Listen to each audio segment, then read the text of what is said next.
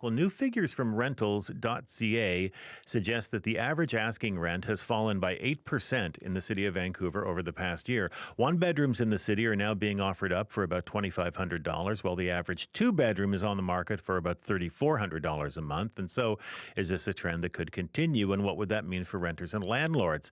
And is this $2,500 for a one bedroom apartment in line with local incomes? Well, to talk about all of it, we're joined by BC Housing Minister Christine Boyle. Good morning to you, Minister. Good morning. Thanks for having me on, Stephen. Thanks for taking the time with us. To what do you attribute these declines?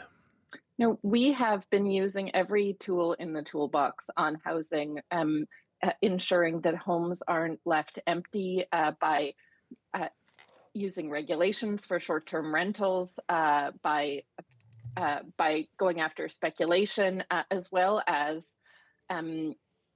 investing historic amounts in non-market housing to deliver more affordable housing in every corner of the province, and working with local governments to reduce barriers and ensure that more housing options are being built. The whole range of tools, and we're seeing them work. We still have a lot more to do, don't get me wrong, but I think it's a good signal that the mix of tools that we're using is making a difference in bringing rents down in communities all across BC, and increasing the vacancy rate so that it's possible to find a place, and that rental housing is getting closer to local incomes. And that continues to be the priority for us, that homes are for people, and that they're available and affordable across the province. And when we talk about that, the cost of housing in relation to income, I mean, it's still $2,500 for a one bedroom apartment. And if you stick to the CMHC's guideline of paying 1/3 of your income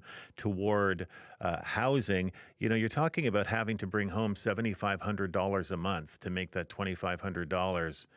Who does that? These are homes that are affordable for a lot of people.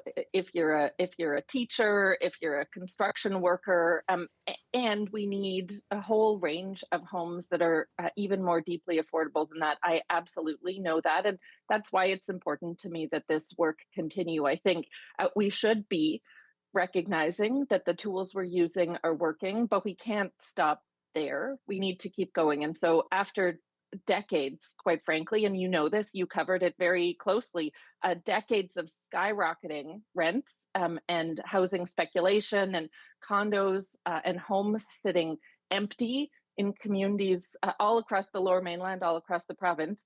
We have been using all of these tools to rein that in, to make sure homes aren't empty, and to finally start to bring the prices down. And that's just the beginning. We'll keep doing that work. Again, I mean, when you're doing, the math over this, Metro Vancouver says the median household income of a renter in Vancouver is about $60,000. And so it means that a one bedroom can be rented for about $30,000 a year. So you've still got people paying half of their income toward rent. Exactly, which is why we're investing so much money in non-market housing, in co-op housing, and nonprofit housing, where we know that the community housing sector is able to get deeper levels of affordability out of those homes, and that's an important piece of the whole housing spectrum. You're crediting your housing plan, but certainly there are other factors at play here too. I mean, we've seen big cuts to the numbers of permits given to international students. Do you think that has anything to do with it?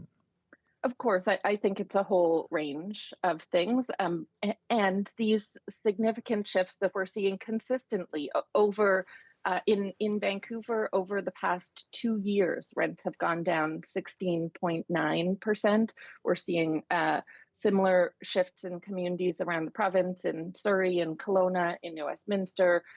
So those are good signals. I don't want to take credit for all of it, but I do think it's important to recognize that this government has been taking the housing crisis seriously. We are sitting in the House across from an opposition who have said they would undo everything that we've been doing. And so I think it's important to name that all of these tools working together are making a difference in ensuring homes are available for people, in tackling affordability. And we need to keep doing that work rather than what we're hearing, what I continue to hear from the opposition, that they would throw it all out and take us backwards. But is this not also a sign? I mean, we know the economy is not doing particularly well. We know that younger people are having a really hard time finding jobs in this province. A lot of those younger people might be staying at home, living with their parents, and not moving out and looking for apartments right now. Could that have something to do with the vacancy rate, or the general slide in the economy have something to do with the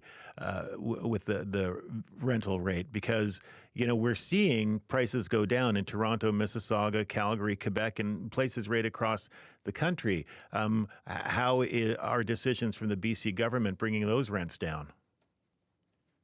Decisions from the BC government aren't bringing those rents down, but the decisions that we're making here in BC certainly are having an impact. One of the most memorable conversations I had when I was out door knocking in the election was with a family who came to the door, parents and 3 adult children, who all said, uh, you know, we don't want to keep living together. We all want these adult children to be able to go find their own homes. I have a 21-year-old. She certainly doesn't want to live with us through her 20s. I know that's important. And that's why it matters that we're building more housing options, that we're making a difference on rent so that young people can find homes, so that everybody can find a good home that fits them and that suits their income. We haven't solved it yet, but we're moving in the right direction, and these tools that we're using are working. How will you know when you have solved it? I guess I shouldn't say when my own daughter moves out. Uh, we'll keep doing the work. We'll know that we've solved it when the majority of renters are able to find a place in a community they love, that's the right size, and that's within their income. And not just renters. We're working with local governments to build housing options across the spectrum. We want people who want to get into home ownership to be able to do that, to feel like that's a reasonable option for them, and they can save up and buy a townhome or buy a home. All of these things matter, and I don't have a kind of golden star of here's when it's done and we can put down tools and stop working. We're going to keep doing all of this work because we see it makes a difference, and because it's so important for the health of communities, for the health of families, and for our economy across the province. Minister, we'll leave it there. Thank you for your time. We appreciate it. Anytime. Thanks, Stephen. Take care. That is Christine Boyle, BC's Minister of Housing and Municipal Affairs.